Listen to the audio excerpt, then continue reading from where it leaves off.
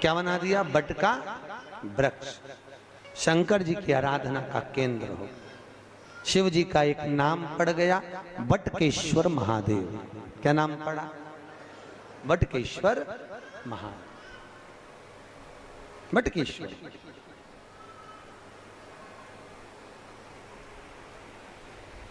बटकेश्वर महादेव, शास्त्र कहता है जिस व्यक्ति को जीवन में कोई चर्म रोग हो गया हो, चमड़ी का कोई रोग हो गया हो, गाय की गोबरी, गोबरी जानते हो? अलूनी गोबरी। अलूनी गोबरी का मतलब एक कंडा अलग बात है, उसको थाप थाप के बनाते हैं गोबरी को।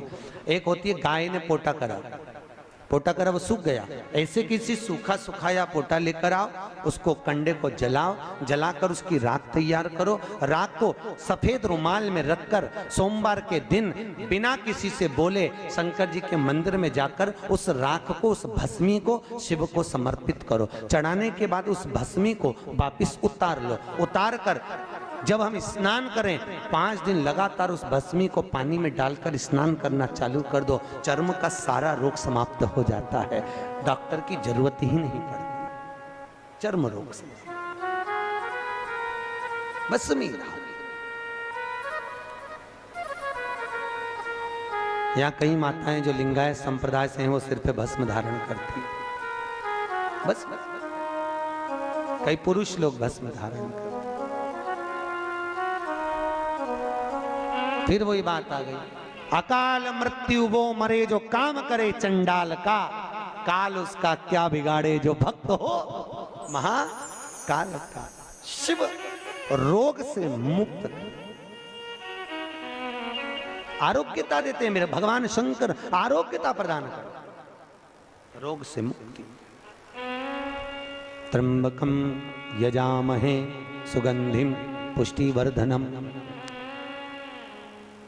भगवान रोग से मुक्त कर। समय आया, आगे जो वर्णन आया भगवान शंकर के नयन अश्रु से रुद्राक्ष का वृक्ष उत्पन्न हुआ। क्या उत्पन्न हुआ? रुद्राक्ष। और रुद्राक्ष का वृक्ष भगवान शिव के नयन अश्रु से प्रकट होता है। एक मुखी से लेकर 14 मुखी तक रुद्राक्ष हो। गले में पहनते हैं, आप लोग धारण करते होंगे। कई लोग तुलसी की माला पहनते हैं, कई लोग रुद्राक्ष की माला पहनते हैं। ध्यान दीजिए, ये तुलसी और रुद्राक्ष क्यों पहना जाता है? जैसे घर में जो मंदिर बनाया जाता है घर के अंदर, उसमें शिखर नहीं होना चाहिए। जिसके घर के मंदिर में शिखर होता है उसके घर में कभी जिंदगी में शांति नहीं रह सकती। इसलिए घर के मंदिर में शिखर का मूलता नहीं रहती। ये उसी तरह है जैसे गरुण घंटी। गरुण घंटी देखिए आपने, वो बजाते हो गरुण जी महाराज की घंटी। ये घंटी का नाद कहाँ कहाँ करना चाहिए? गरुण घंटी का नाद किया जाता है सबसे पहले भगवान के सम्मुख में, ठीक है। दूसरी जगह गरुण घंटी का नाद करना चाहिए फिर अपने रसोई घर में जहां पर परिंदा भरा है उस स्थान पर, पितरों की शांति के। तीसरी जगह जहां पर अपना लक्ष्मी रखते हो, अलमारी तिजोरी उसके पास में। चौथा घंटी का नाद करना चाहिए दरवाजे के पास में, दरवाजे के अंदर के भाग में। फिर पांचवा गरुण घंटी को घर के बाहर, घर से दरवाजा लांग कर बाहर खड़े होकर घंटी का नाद किया जाता है। कहते हैं जो ये 5 जगह पर घंटी का नाद करता है उसके घर में कभी संपदा की कमी नहीं होती। इतना गरुण घंटी के नाद की महत्वता हो। और दुनिया के लोग इतने आलसी हैं, बस भगवान की आरती करे तब घंटी बजाए, उसके सिवा धर दे। उसको मालूम ही नहीं कि घंटी कितनी जगह बजाना चाहिए, घंटी का नाद क्यों करा जाता है। गरुड़ घंटी को जैसे घर में रखा हुआ शंख अगर खाली है तो हमारे घर में रखा हुआ शंख अगर खाली रहेगा तो लक्ष्मी आएगी और जाएगी, लक्ष्मी टिकेगी नहीं। इसलिए घर में जिसके घर में छोटा सा भी शंख हो तो उसमें कटोरी में रखकर या कोई स्थान पर कलश पे रखकर उसमें पानी भरना चाहिए। अगर शंख में पानी नहीं है तो घर में लक्ष्मी नहीं। शंख कभी खाली नहीं। 33 करोड़ देवी देवता में केवल एक भगवान शंकर हैं जिनके ऊपर शंख का जल नहीं चढ़ता। केवल एक शिव। शंकर के ऊपर शंख का जल नहीं चढ़ता, क्योंकि शंकाचूर राक्षस को भगवान शिव ने मारा था और शंकाचूर राक्षस की हड्डी से शंख जाति का निर्माण हुआ था, इसलिए शंख का जल शिव जी पे नहीं चढ़ता। शास्त्र कहता है जो भूल से भी शंख का जल शंकर को समर्पित कर देता है 1000 ब्राह्मण की हत्या के बराबर उसको दोष लग जाता है, इसलिए शंख का जल शंकर को समर्पित नहीं है। जिस व्यक्ति को नलियां चौक हो गई हों, डॉक्टर ने बोला बाईपास कराना पड़ेगा, उसको कुछ नहीं करना चाहिए। 7 बेर, बेर जानते हो क्या बोलते हैं यहाँ पर? बेर, बेर बोलते हैं। 7 बेर प्रत्येक शिवरात्रि को शंकर जी के ऊपर समर्पित करना चालू कर दो। 7 बेर, जिंदगी में कभी बाईपास कराने की जरूरत नहीं पड़ेगी, केवल 7 बेर। उसमें से 1 बेर 7 बेर चढ़ाओ, 1 बेर उठा के लाओ और वो व्यक्ति को खिला दो जिसको बाईपास के लिए डॉक्टर ने बोला है। फिर दूसरी बार चेक करवाना, वो खुद कह देगा कि बाईपास की जरूरत ही नहीं है, नाड़ियां क्लीन है एकदम, अटैक की बीमारी नहीं होती, हार्ट अटैक नहीं आता उस व्यक्ति जिसने प्रत्येक हर महीने की शिवरात्रि पर 7 बेर शिव को समर्पित करना चालू कर दिया, उसको कभी अटैक नहीं आ सकता, हार्ट अटैक की बीमारी नहीं। हमारा शिव दयालु, कितना कितना भाई, सती और शिव का जहां विवाह हुआ था ना, क्या बोलते हैं, त्रिजुगी नारायण। कौन कौन गया रात उठाओ? केदारनाथ से 12 किलोमीटर इधर गौरीकुंड से त्रिजुगी नारायण है, जहां शिव और सती का विवाह हुआ था, जहां पर माता सती शंकर के साथ में जब विवाह करी थी तो 7 जगह पर रुकी थी। सती मैया के रुकने पर वहां कुंड बन गए थे 7। आज भी शंकर और सती के विवाह की अग्नि वहां पर जल रही है, आज भी विवाह की अग्नि।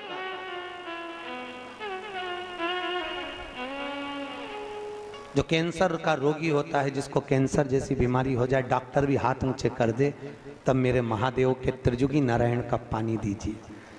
जहां शिव और सती का विवाह हुआ था 7 कुंड बने थे, उस 7 कुंड का पानी एक बोतल में भर के लियाओ और लगभग 21 दिन तक उसको 1-1 चम्मच पानी देना चालू कर दो, कैंसर की बीमारी में आराम लग जाता है, एकदम वो स्वस्थ हो जाता है। फिर चेक करवाओ जाके, तुम्हें जिसको कराना हो।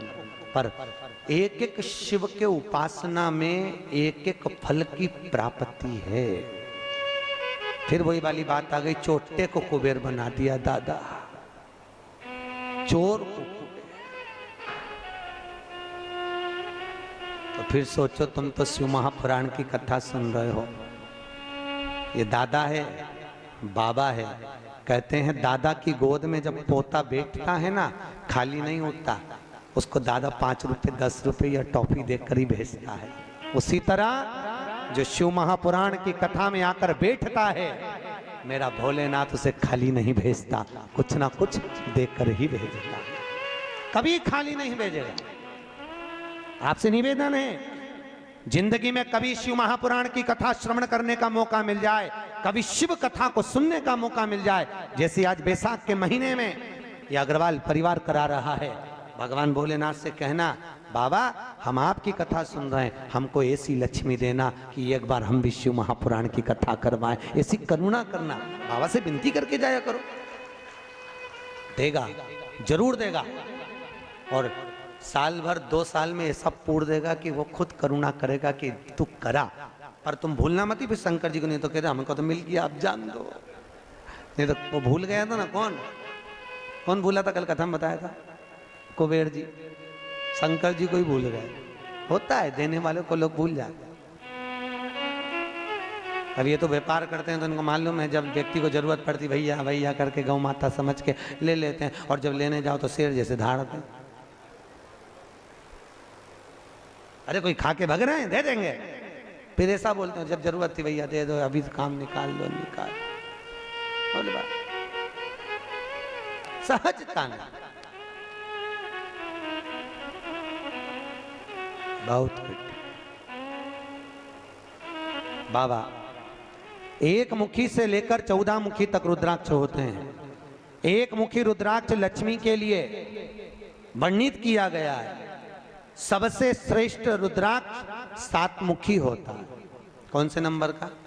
सात मुखी रुद्राक्ष अगर व्यक्ति एक ठेला चलाने वाला, हाथ गाड़ी चलाने वाला सात मुखी रुद्राक्ष को सिद्ध कर कर अगर पहन ले, जिंदगी में कभी संपदा की कमी नहीं आ सकती। कभी जिंदगी में सात मुखी रुद्राक्ष पहनने वाले को कष्ट नहीं। तीन मुखी रुद्राक्ष बच्चों की विद्या के लिए होता है। 11 मुखी रुद्राक्ष ब्लड प्रेशर के लिए होता है। 11 मुखी। 5 मुखी रुद्राक्ष व्यक्ति के जीवन में जो काम अटक रहे हो, कहीं सर्विस के लिए, कहीं नौकरी के लिए, कहीं विद्या के लिए, किसी काम में जा रहे हो और हो ही नहीं रहा, 5 मुखी रुद्राक्ष का प्रमाण कहा गया। कितने मुखी? 5 मुखी। जैसे सूर्य को अर्घ देने के लिए जब नारी अगर पुरुष वर्ग सूर्य को अर्घ दे और उसका काम अटक रहा हो, तो लक्ष्मी लेने के लिए तो आपको बताया था कि मिर्ची के दाने उसमें डालना है, पर अगर कोई काम अटक रहा है उसके लिए कंकु डालकर सूर्य को अर्घ देना चाहिए। और अगर बच्चा पढ़ाई के लिए जा रहा हो, परीक्षा में पास होना है, सीए की पढ़ाई बैठ रहा हो या इंजीनियर की पढ़ाई कर रहा हो या कोई सेमेस्टर निकालना हो, नहीं निकल रहा, तो 21 दाने पीले चंदन के करके उसको पानी के कलश में डालकर सूर्य को अर्घ दिलाकर बच्चे को परीक्षा देने भेज दो। जिंदगी में फेल नहीं हो सकता, पास होकर ही आएगा, अच्छे नंबर से होकर। तो अक्षत डालकर भेजा, अक्षत डाल, सूर्य का अर्घ भी मूलता। आज भगवान शिव की कथा कर रही है। 14 मुखी रुद्राक्ष संपदा प्रदान करने वाला है, पर जितने छोटे से छोटा रुद्राक्ष होता है उतना सुख संपदा प्रदान करता है। जितना छोटा होगा उतना सुख देगा। क्यों पहनते रुद्राक्ष? क्यों पहनते तुलसी? कहा शिव महापुराण कहती है, रोज गंगा नहाने जा सकते हो क्या? अरे बोलो तो।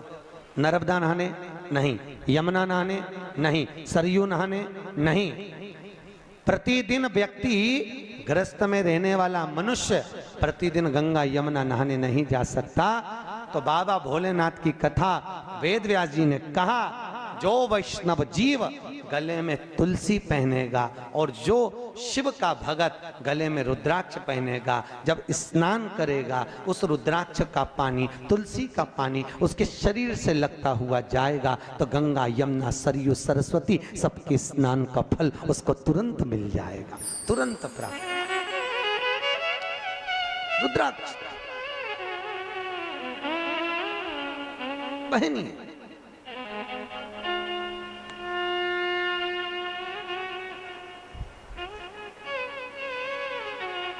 और रुद्राक्ष पहनो तो टेस्टेड, बिल्कुल ओरिजिनल पहनना। धारण करिए, आजकल बहुत रुद्राक्ष मिलते हैं पर ओरिजिनल नहीं मिल पाते, टेस्टेड होना चाहिए।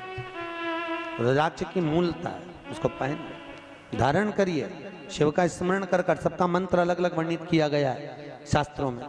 फिर आगे जो प्रमाण कहा गया, बाबा भोलेनाथ ने सुंदर आनंदमय सुख धारण कर कर कहा, भगवान शिव की आकाशवाणी होकर ब्रह्मदेव से कहा, ब्रह्मा 4 उंगल का शिवलिंग और मूर्ति घर में पूज्य होगी। मंदिर के अंदर अपने घर में ज्यादा बड़ी मूर्ति नहीं रखना चाहिए। मूर्ति अपने भूमि से 4 अंगुष्ठ के बराबर की होना चाहिए। इससे बड़ी मूर्ति घर में श्रेष्ठ होती है। और घर में जो भी मूर्त रखो, शिवलिंग रखो, गणेश जी रखो, लक्ष्मी रखो, ठाकुर जी रखो, नारायण लक्ष्मी रखो, पर वो पोले नहीं होना चाहिए, अंदर से ठोस होना चाहिए। जो मूर्ति अंदर से पोली होती है वो घर को पोला कर देती है। आपको मालूम है, पहले के जमाने में लड़की देखने जाते थे लड़के वाले, तो क्या देखते थे?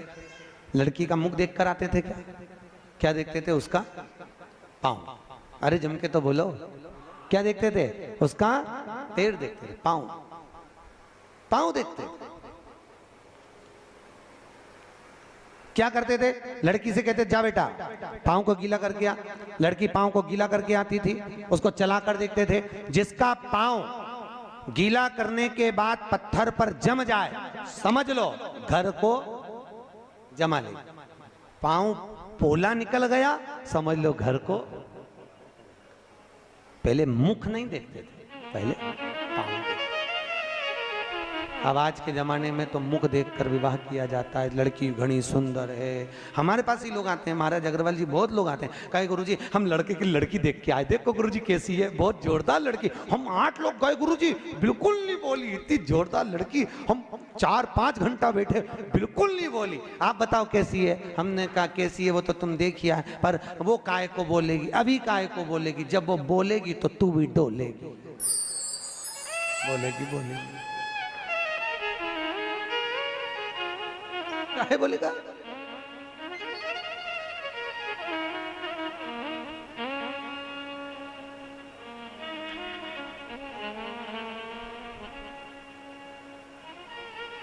भाई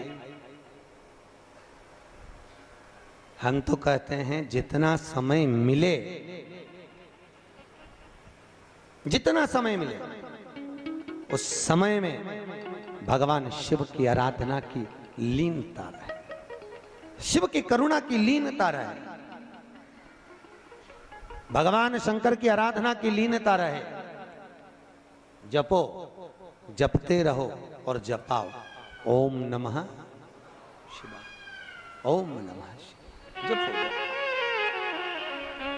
समय आया, भगवान शंकर के नयन अश्रु से रुद्राक्ष का पौधा हुआ। घर के अंदर रुद्राक्ष का पेड़ नहीं लगाना चाहिए, याद रखिए। काय का वृक्ष? रुद्राक्ष। और माता पार्वती के नयन अश्रु से बेलपत्री का वृक्ष उत्पन्न हुआ। काय का हुआ है? बेल का वृक्ष, बेलपत्री। जो व्यक्ति बहुत ज्यादा गरीब हो, बहुत कंगाल हो, लक्ष्मी नहीं आ रही हो, बहुत तकलीफ में हो, कर्जा बहुत ज्यादा हो, उसको कुछ नहीं करना। सोमवार की सोमवार शाम के समय बेलपत्री के पेड़ के नीचे थोड़ी सी शक्कर या गुड़ डालकर एक दिया रखकर घी की बत्ती लगाकर जलाकर आ जाओ, अपने आप कर्जा चूकना चालू हो जाता है, कर्जा नहीं रहता। क्यों?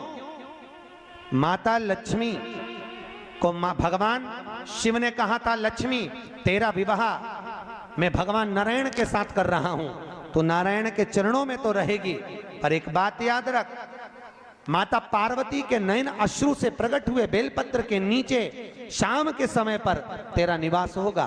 तो प्रतिदिन शाम के समय पर बेलपत्र के पेड़ के नीचे बैठकर नारायण की आराधना करेगी। जो तेरे नाम का दिया बेलपत्र के पेड़ के नीचे लगाएगा, उसका घर संपदा से भर जाएगा। आज भी कहते हैं दीपावली के दिन रात्रि के 8 बजे से 9 बजे के बीच में पीपल के पेड़ के नीचे जो घी का दिया और सरसों के तेल का दिया लगाता है, उसके यहाँ संपदा की कमी नहीं आती। उसी तरह बेलपत्री के पेड़ के नीचे सोमवार की सोमवार शाम के समय दिया लगाने पर हमारे घर में कितना भी कर्जा हो सब चुक जाता, कर्जा चूकता है।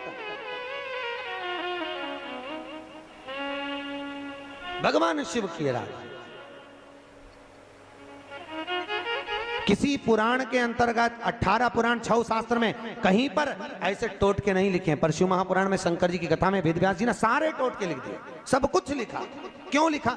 बाबा भोलेनाथ जी की कथा में वेदव्यास जी ने कहा शंकर भगवान मृत्यु लोक का देवता है और पृथ्वी का देव, घर की जो माँ होती है, घर का जो पिता होता है, वो अपने बच्चों को दुखी नहीं देख सकता। देखता है क्या?